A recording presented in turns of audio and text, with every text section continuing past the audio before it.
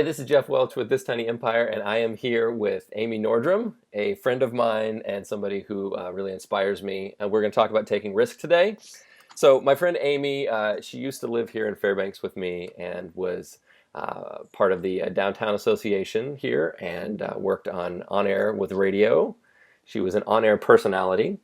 And she has since decided to go back to grad school not back to grad school in New York City, but back to grad school in New York City. I don't know if that clears that up any. Sure. She's in New Yes. York City. She's thousands of miles away at grad school at NYU, getting her master's in journalism. Yes. Correct. And she is also, in her spare time, interning at the New York Times Syndicate and at Passport Magazine. So just, I'm sure, lots of free time on her hands, just to sit around and talk with me over and over and over again. Yes, please.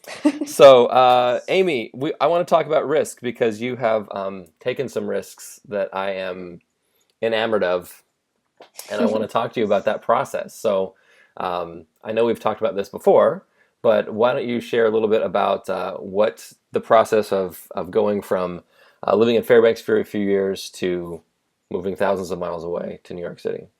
Sure. Yeah, absolutely. So about this time last year, I started looking into graduate schools. I'd been in Fairbanks for 2 years at that point, and like you said, working at the Downtown Association and as a radio DJ, both of which were very fun, rewarding jobs that I loved. So I wasn't necessarily looking for something else in terms of my own satisfaction. I was so happy. I had so many good friends in Fairbanks. There's a lot of great stuff happening there.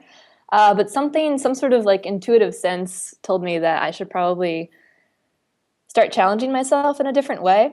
And that led me to graduate school and then also to moving to New York City, where this particular program exists at New York University.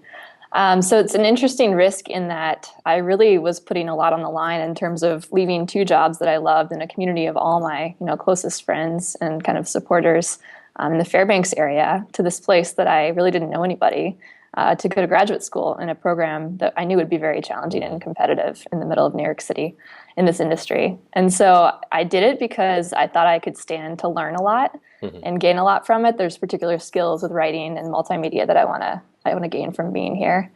And one of the funny things is when I think about it is that in Fairbanks, I was doing really well. I was really happy and loved everything I was doing. And I tend to like being in that position. I tend to like being good at the things that I do. And part of risk to me is opening yourself up to being bad at stuff for a while. And in this particular case, I'm opening up the writing that I do to serious critique and very hard feedback. And I haven't done that in years. And so it's really something that to me is risky in that like there's a higher chance of failure here in many ways, shapes, and forms. And I kind of have to go into it knowing that. And I'm not going to be good at everything that I do for the next 2 years. It's all kind of trial and error and practicing to get better in the long run. But, taking yourself out of a place where you're very comfortable and you feel like you're succeeding in some respects to putting yourself in a position to actually like consciously fail at a few things and get better in the long run is interesting to take on. Yeah, my palms are a little bit sweaty for you just hearing that. Like I'm sort of Right. anxious right now. Ooh. I know, me too. Yeah. No, but really it's super exciting too. And I tend to get really, I don't know, I just feel like risk fuels me in a way. And so that's why I felt like it was important to obviously move on from the positions I was in and take this risk. Because I do know that it pays off in the long run and that I feel like I could just gain so much from the experience. Well, I think that is something that is a discipline a lot of people don't have. And so I definitely commend that to be self-aware enough to recognize when you maybe need to push yourself in a way that you haven't before or that might not be comfortable.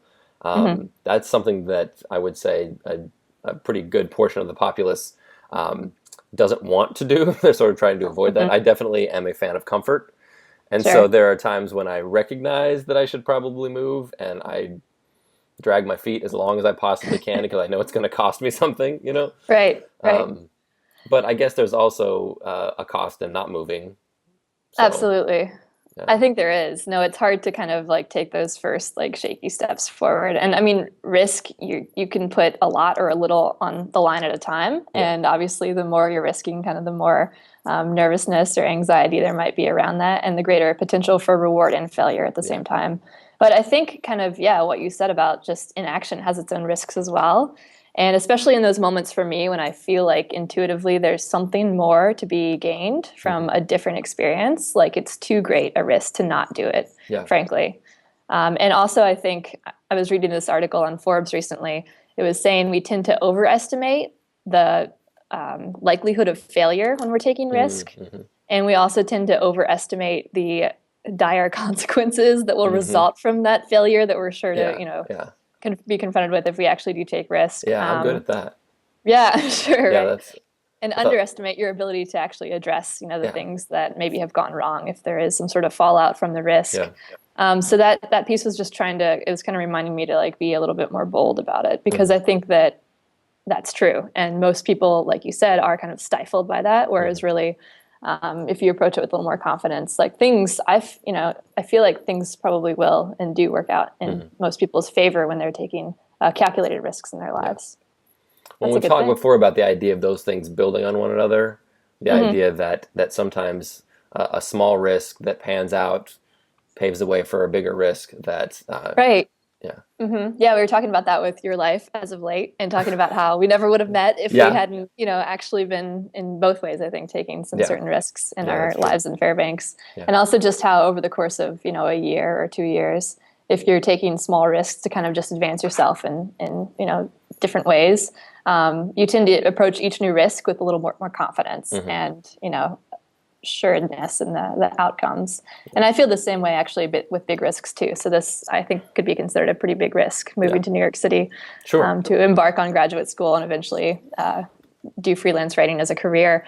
And so I found that in moving here, I started to think back to another big risk I took in my life, which was a bicycle trip from Portland, Oregon to Boston, Massachusetts when I graduated from college. That's nuts. And that was a big risk. And it was something I'd never done before. And it was, intimidating and all those other things, rain and traffic and, 2 months on the road on a bicycle. Wow. But when we rolled into Boston, I felt so good about it. And I felt so kind of accomplished and such a sense of pride. And I feel like coming off of that experience, I've approached other risks in my life with a lot more confidence. And it's because I can say and think that I did that thing that one time that was so risky and turned out well. Yeah. And then I kind of approach each new risk saying like, well, maybe moving to New York City for graduate school is not so crazy as getting on a bicycle and riding across the country. So it's kind of an interesting thought tool also to use in the future when you kind of set these things in your past that really kind of give you that confidence. Yeah, well, I've been doing a number of these interviews with people. I know you're my friend. I had no trepidation asking you to do this. Yes. But I've also I've interviewed a couple authors and some people who I would have just assumed out of hand would say no, and they didn't. And so that sort of just emboldens me to say, well, I'm just going to keep asking people until they start saying no all the time, Yes. So those things definitely do build. Absolutely. No, I feel that way too. We also talked earlier about an idea of boring risks. I think I used the term that a lot of the risks that I take are boring risks. Right. You didn't agree with me as much that maybe those things existed, but here's what I mean by that. So let me explain that. Please do. To everybody. So I think that if you took all the risks, the things that people would perceive as risks that I've taken in my life, about 20% of those are things that I would consider risky.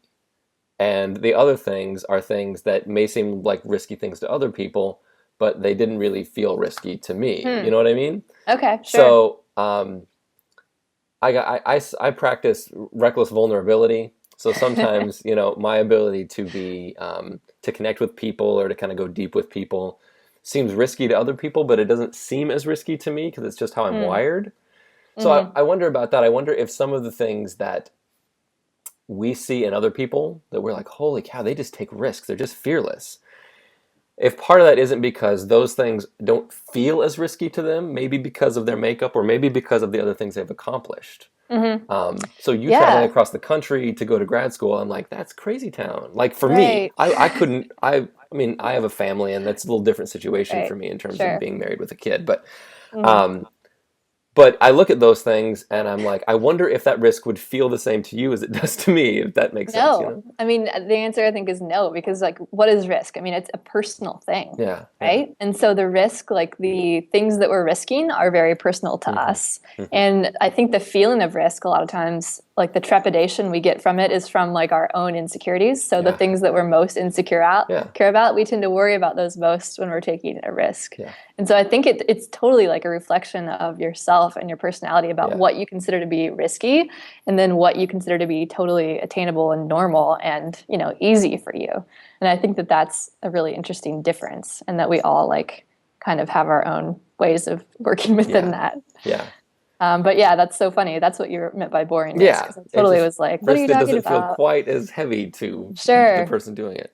Yeah, I mean, there's different things you can risk. Like, obviously, you can risk like your financial security, or, you know, like with the personal kind of reputation that you feel like you're risking. It's interesting because I often feel, you know, we pay way more attention to ourselves than anybody else pays attention to us, which obviously is like no revelation. I don't believe that, Amy. That so, can't be possible. It's just so funny because I think it's the same way with risk. Like, as far as thinking about other people considering us failures, we are way more focused on that, you know, than anybody else would ever look at like a risk in your life and say, oh, you, because of that risk. I mean, that's a very rare situation that would happen, and then kind of judge you and box you because of that. So you I think and everyone else doesn't have a Geoff scorecard somewhere that you're... I do not have a Geoff scorecard.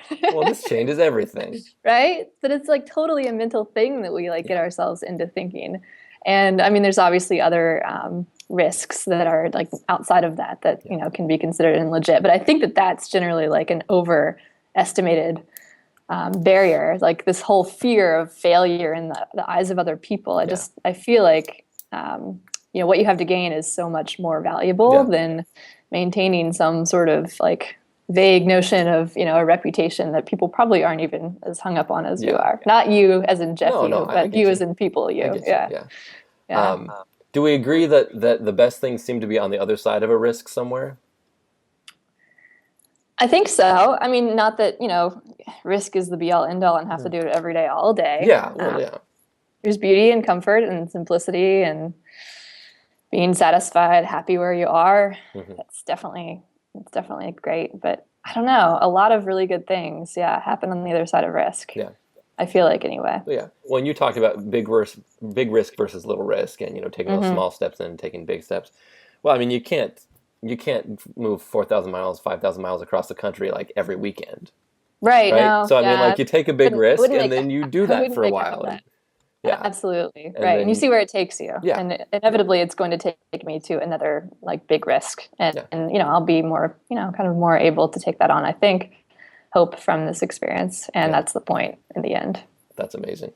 I'm a fan. I don't know how else to say it. So I definitely want to do more of these and to talk more about a number of things that I know that we sort of geek out on. Yes. But I really appreciate you taking the time to talk with me today. Any parting words that you want to share? Is there anything I've missed? I don't think so. That sounds great, and let's absolutely do that. We'll do more of these. And I'm going to track down this Forbes article that you mentioned, and I'll link to that in the post. So that will be in there. Thank you very much, Amy. I appreciate it. Yeah, thanks, Geoff.